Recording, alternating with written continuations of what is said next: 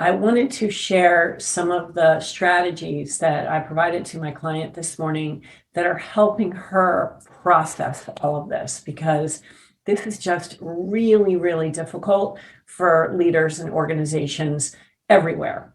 So I'm going to be referring to my notes. I'm going to keep looking down because I don't want to forget anything. And I only have about 3 or 4 minutes with you. And so I want to make sure that I get everything in.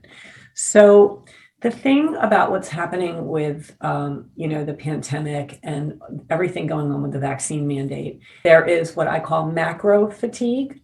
There is general pandemic weariness. And this is something that everyone universally is dealing with. We're waiting, when is this going to be over? And there's just no end in sight, it seems. And so how do we make peace with the fact that we are continuing to live with uncertainty? Then there is what I call micro fatigue in the organization. And that is where you have to deal with employee fallout. You have to deal with policies that you have to roll out, and you're kind of like figuring this out as you go along.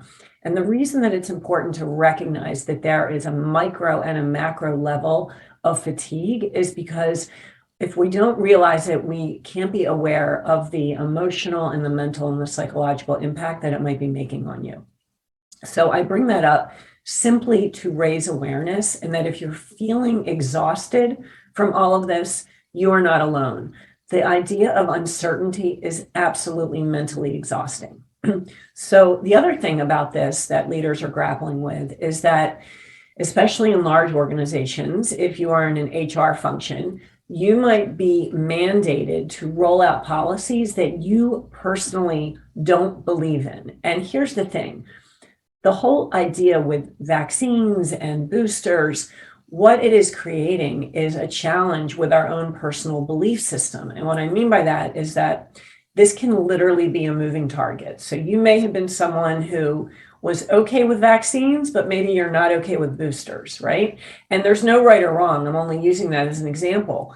But what's happening is that your own personal belief system is now shifting. It's moving. It's a moving target. And when our personal belief systems are unstable, that causes a lot of inner turmoil. So I'm only bringing that up to raise awareness that if you are in an organization that is implementing policies that you personally don't believe in, you may be feeling a little bit of shakiness. And so it's something to be mindful of. And so I'm going to, provide you strategies on how basically you have to disconnect with your personal belief system around this topic while you're at work, right? And whoever would have thought that we would be in positions in our companies where we have to kind of disconnect with a personal belief system. It's very, it's unnerving, and it's something that really doesn't happen very often.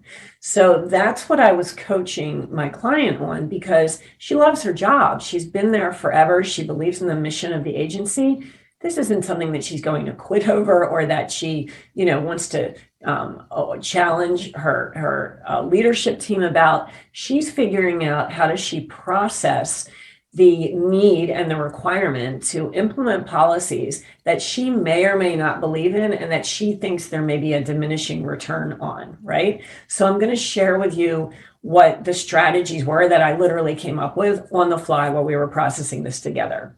So we have to remember that what we focus on expands, okay? So with that premise, here are some of the ideas I came up with.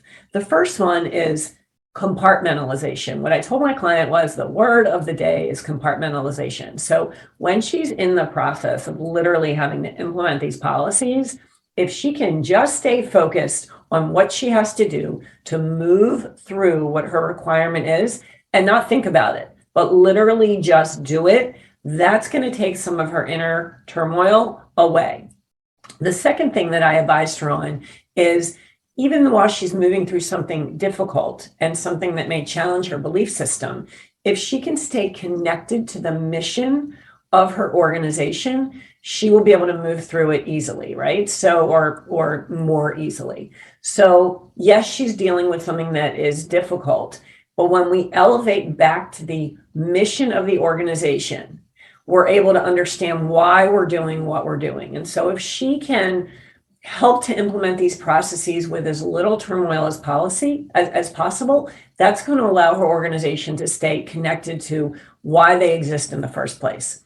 The third thing that I recommended to her is to look at her job as a pie chart, and she's actually going to create this visual. So this whole idea of the vaccine policy administration, which is so draining on her, by creating a pie chart that literally segments all the things that she does into different compartmental approaches, she's going to be able to keep it in context. And again, what we focus on expands. So when she sees a visual that it's one of 4 things or one of 5 things, she'll be able to see that this is not as critical and as all-consuming as she may be making it out to be in a specific moment.